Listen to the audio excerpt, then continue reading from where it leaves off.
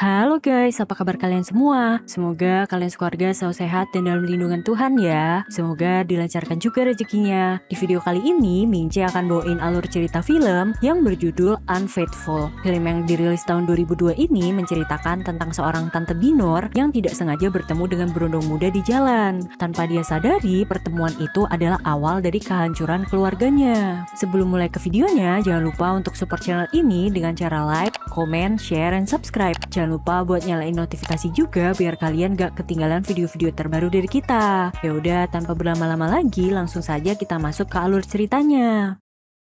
Film dimulai dengan memperlihatkan seorang tante cantik bernama Connie yang menikah dengan seorang pria mapan bernama Edward. Dari pernikahannya, mereka berdua dikaruniai seorang anak laki-laki bernama Charlie. Edward sendiri merupakan seorang CEO perusahaan truk, sedangkan Connie sehari-hari bekerja sebagai ibu rumah tangga. 150. Edward, I don't know, all right? Too late, Con. Too late. When you finish.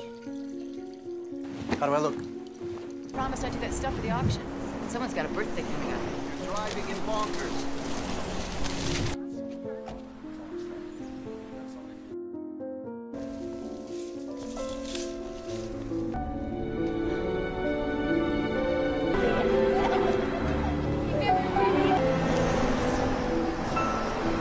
Pada suatu hari, terjadi sebuah badai angin yang sangat dahsyat. Semua orang di kota termasuk Connie terpontang-panting akibat tertiup angin yang sangat kencang itu. Saat mencoba untuk mengendalikan diri, Connie pun tidak sengaja menabrak seorang berondong ganteng bernama Paul. Connie yang tidak bisa berjalan berniat untuk memesan taksi. Sayangnya tidak ada satupun taksi yang mau menerima di cuaca seperti itu. Dan akibat dari insiden tersebut, lutut Connie pun sempat terluka. Untungnya, Paul berbaik hati mengajak Connie ke apartemennya yang kebetulan tidak jauh dari sana.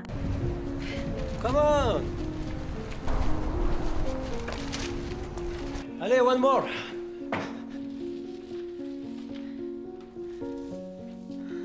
I'm a book dealer. There's a medicine cabinet.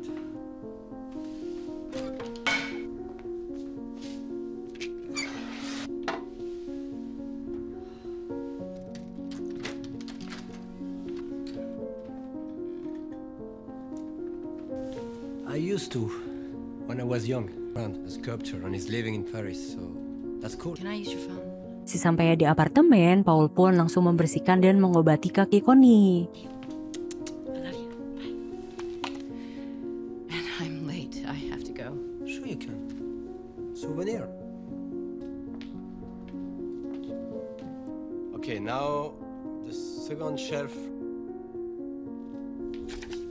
Setelah itu, Paul juga memberikan sebuah buku sebagai hadiah kenang-kenangan untuk Connie. I hope so.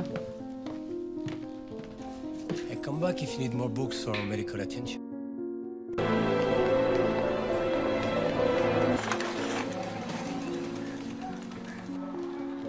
That wouldn't be the TV. The wind knocked me down today, Glenn. Oh, yeah? Does it hurt? A little bit. School, we're doing blood and stuff. A wind blew her down. She blood and everything. Sesampainya di rumah, Connie pun menceritakan kebaikan Paul itu kepada Edward. Edward menyuruh Connie untuk memberikan Paul sebotol es teh manis sebagai rasa terima kasih karena telah menolong Connie. Can't stand this Zoom thing here. There it is. Okay. Hold on. Malam harinya, Connie yang lagi pengen mabar mengajak Edward untuk push rank. Namun tiba-tiba Charlie terbangun sehingga kegiatan mabar itu pun gagal total. I did not. It's by the door. Come. Mom, Yes. I don't want to be a dumb. Love you too. What's that? Oh, thank you. Keesokan paginya, Connie membuka buku yang dia dapatkan dari Paul kemarin. Ternyata di dalamnya Connie menemukan sebuah kertas berisikan nomor telepon Paul yang terselip.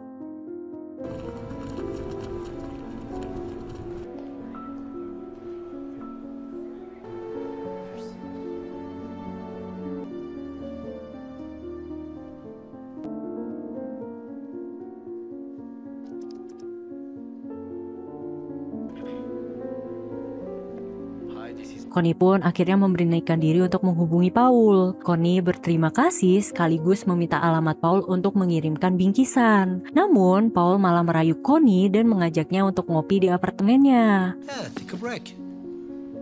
I'll make you some. Oh, yeah, okay. Sesampainya di sana, Connie pun sempat ragu dan canggung. Berbeda dengan Paul yang tidak segan-segan melakukan pergerakan modus tipis-tipisnya. Do I want to take off something? Thank you. Get the coffee.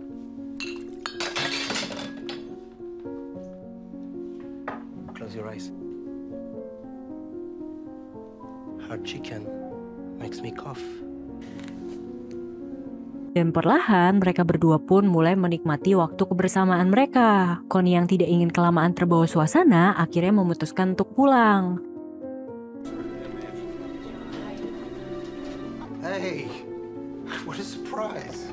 Setelah pergi dari apartemen Paul, Connie pun mampir ke kantor Edward. Connie memberikan kejutan kecil dengan memberikan Edward sebuah sweater baru. Ya, hitung-hitung biar makin disayang sama suami. Tetapi baru aja mau manja-manjaan, Edward kembali sibuk dengan pekerjaannya yang membuat Connie merasa bete. Yeah, and I want Frank Birnbaum there. So, what else? Who?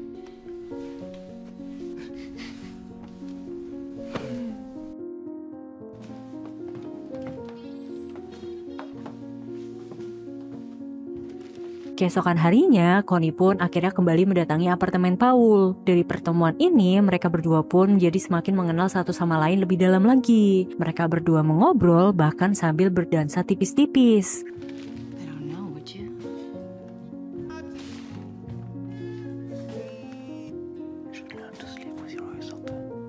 Saat mulai terbuai dalam suasana, Connie pun mulai merasa bersalah dan memilih untuk pamit undur diri. Tetapi nampaknya Paul tidak ingin menyia-nyiakan kesempatan tersebut dan segera memaksa Connie untuk login mabar pusreng.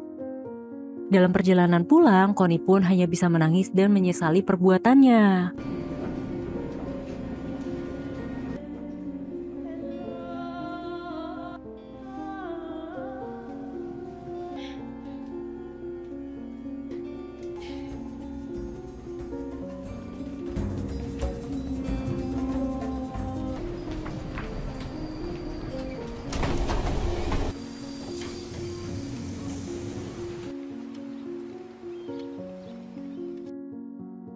It's a pistol, it's a kid. You're gonna have a birthday. Who the hell? Not your mortgage. What do you mean? Did you try? Yeah, I guess I got it wrong.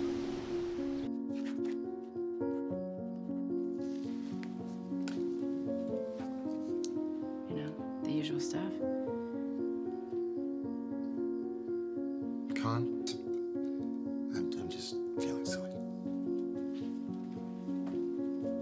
Walaupun sempat merasa bersalah, keesokan harinya Connie kembali menemui Paul lagi untuk mabar pusreng. Dan bahkan tanpa disadari, kegiatan mabar pusreng itu menjadi ritual wajib Connie sehari-hari. Connie jadi lebih sering menghabiskan waktu dengan Paul dibanding dengan keluarganya sendiri. Seakan-akan Connie telah lupa bahwa dirinya adalah seorang istri sekaligus ibu dari anaknya. Seiring dengan hubungan Connie dan Paul yang semakin dekat, mereka berdua juga semakin berani untuk menunjukkan hubungan mereka. Bahkan saat sedang makan siang di sebuah restoran, Connie tidak segan-segan menunjukkan kemesraannya dengan Paul di hadapan semua orang. Seolah-olah dia tidak takut bahwa suaminya akan mengetahui perbuatannya itu. Dan benar saja, kejadian itu pun tidak sengaja dipergoki oleh Bill, salah satu karyawan Edward.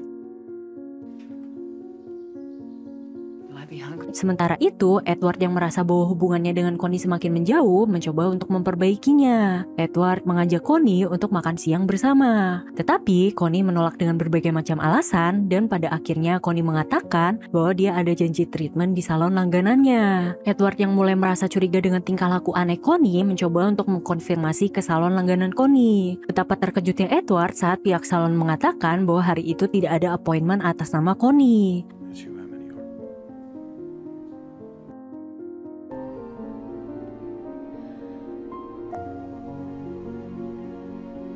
Di sisi lain, Connie yang sedang dalam perjalanan ke apartemen Paul secara tidak sengaja bertemu dengan sahabat-sahabatnya. Tracy dan Sally mengajak Connie untuk ngopi di warkop tepat di seberang apartemen Paul. Karena sudah lama tidak bertemu, Connie pun akhirnya tidak bisa menolak. Sesampainya di sana, Connie pun buru-buru menelpon Paul untuk segera membatalkan rencana mereka.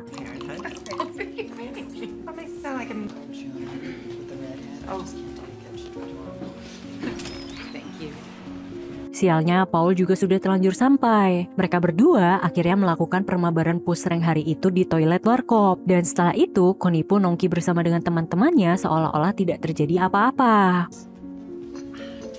I miss everything.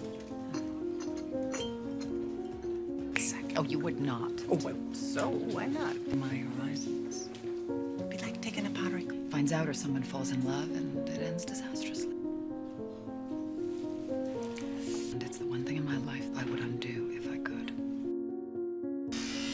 This is what we have over here.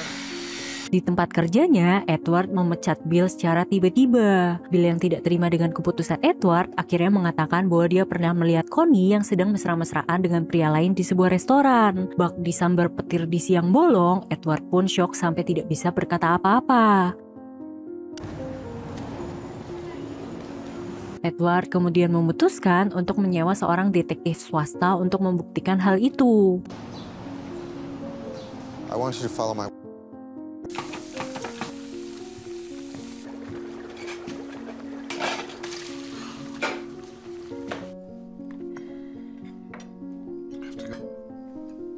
Diane Dryer's son is married. That happens sometimes. So that's what's bothering you. No, that's a cannibal.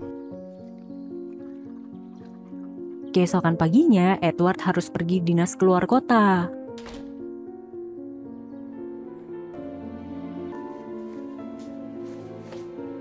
Connie tentu saja memanfaatkan waktu tersebut untuk ngedate dengan Paul dan tentu saja juga mabar pusreng. Selagi bersenang-senang, Connie tidak menyadari bahwa detektif sewaan Edward sedang membuntutinya.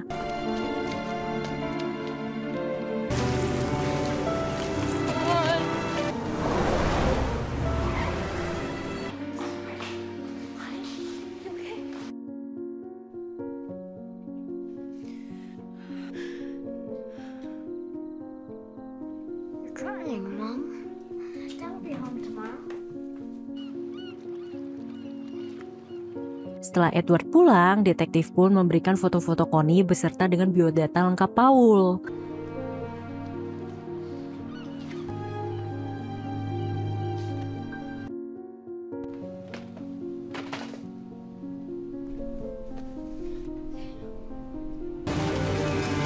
Di tempat lain, Connie yang mulai merasa bersalah berniat untuk mengakhiri hubungannya dengan Paul. Di perjalanan menuju apartemen Paul, Connie tidak sengaja melihat Paul yang sedang berduaan dengan wanita lain.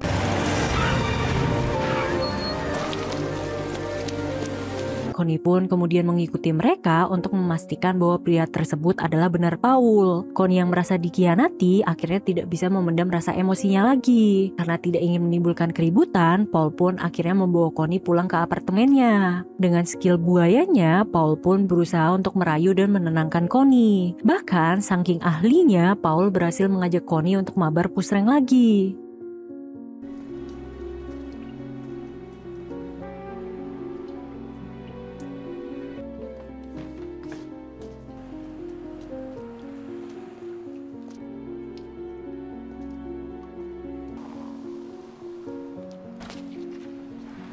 Oh, thank you.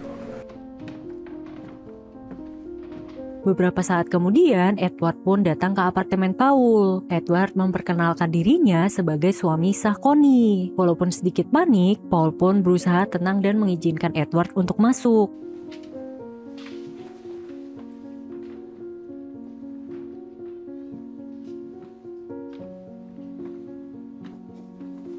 Yeah. How did you meet my wife? She told you about that? Fine. Fine, I mean, You stay in all the time, or do you go out? more exciting than the suburbs, I guess. Yeah, she told me. Connie thought it'd be better for him. Awalnya, Edward masih bisa mengendalikan diri dan meminta secara baik-baik agar Paul berhenti menemui istrinya. Namun saat melihat kondisi kasur Paul yang berantakan, Edward pun jadi terbayang-bayang bagaimana istrinya tega mengkhianati dirinya. Maybe she just wanted to buy me something.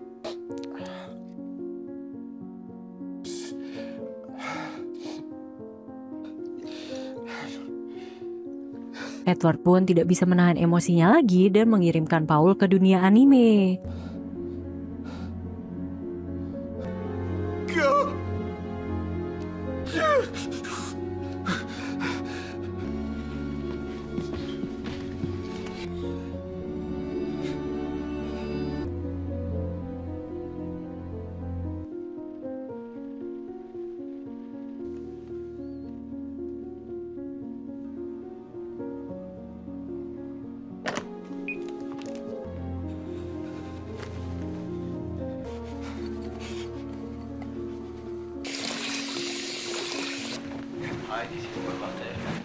Di tengah kepanikannya, Edward mendengar suara telepon rumah Paul. Ternyata yang menelpon adalah Connie yang ingin menyudahi hubungannya dengan Paul. Seusai mendengar pengakuan dari istrinya itu, Edward pun bergegas membersihkan TKP.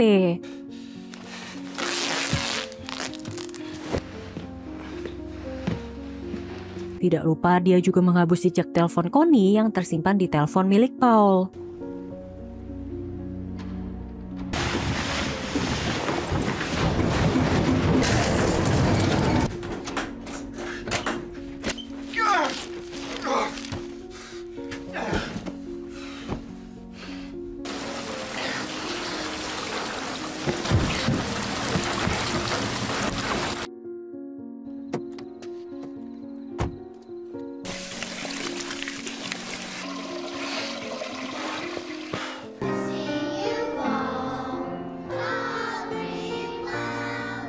Setelah itu, Edward pun mendatangi acara sekolah Charlie seolah-olah tidak terjadi apa-apa.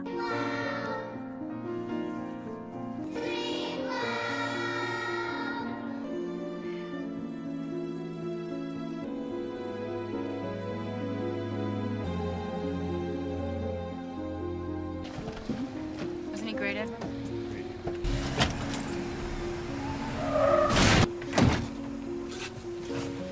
Did he touch your dad? Take a second. No!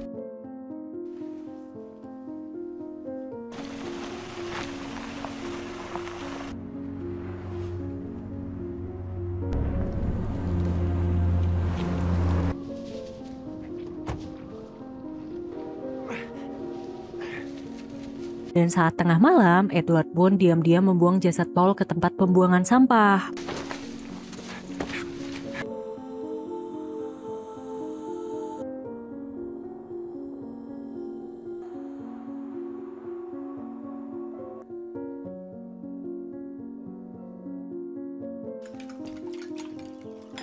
Oh my God.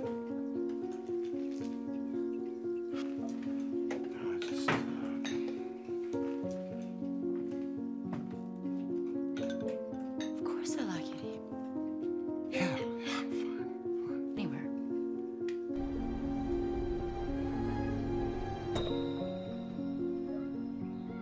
Singkat cerita, 2 minggu kemudian polisi mendatangi rumah Connie. Polisi mendapatkan laporan dari istri Paul bahwa Paul telah menghilang tanpa kabar selama 2 minggu. Dari sini, Connie pun akhirnya tahu bahwa sebenarnya Paul sudah memiliki istri. Walaupun panik, Connie berusaha tenang dan mengatakan bahwa hubungannya dengan Paul hanyalah sebatas teman saja. No, not yet.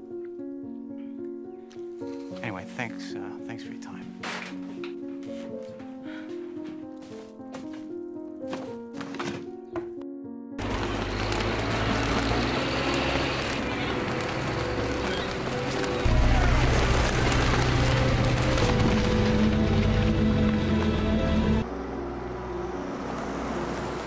Beberapa hari kemudian, polisi kembali mendatangi rumah Connie. Polisi mengatakan bahwa Paul telah ditemukan dalam kondisi tidak bernyawa. Polisi pun terus mencecar Connie dengan berbagai macam pertanyaan yang menyudutkannya. Walaupun sebenarnya juga ikutan panik, Edward pun berusaha untuk membela istrinya di hadapan Pak Polisi. The music school. Well, maybe you met Mr. Montiel. Yes. Yes. Look, I think that's enough. Never. I can't remember. Oh, that. Right. My wife has told you everything she knows, so have I, so... Right.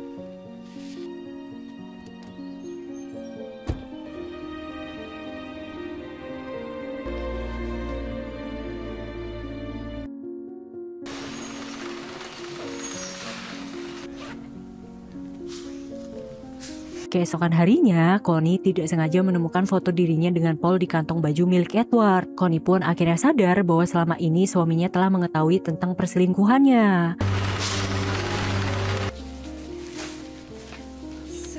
Semenjak saat itu, Connie pun menjadi semakin merasa bersalah dan canggung kepada suaminya. Rosenthal's got $7.95 for their place. Those prices Tahiti. Bangkok.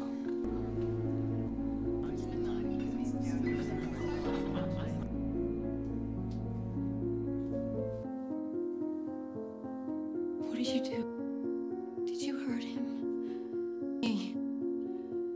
Tell me what you did. Hingga pada suatu malam, Connie akhirnya memberanikan diri untuk mengakui perbuatannya kepada Edward. Sambil menangis, Connie pun meminta maaf dan menyesali perbuatannya. Dari pembicaraan malam inilah, Connie akhirnya sadar bahwa suaminya telah melakukan sesuatu kepada Paul untuk menyelamatkan keluarga mereka.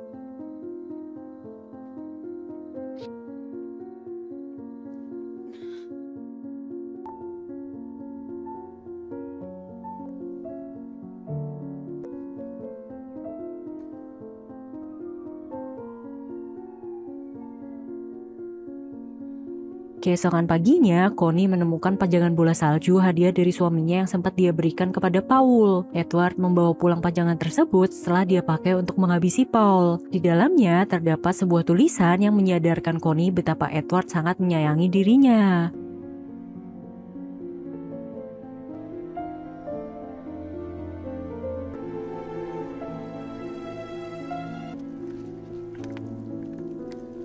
Connie pun akhirnya sadar bahwa semua kekacauan ini terjadi semenjak dirinya mengenal Paul. Jika saja waktu itu dia menolak untuk mampir ke apartemen Paul, maka semua ini tidak akan terjadi.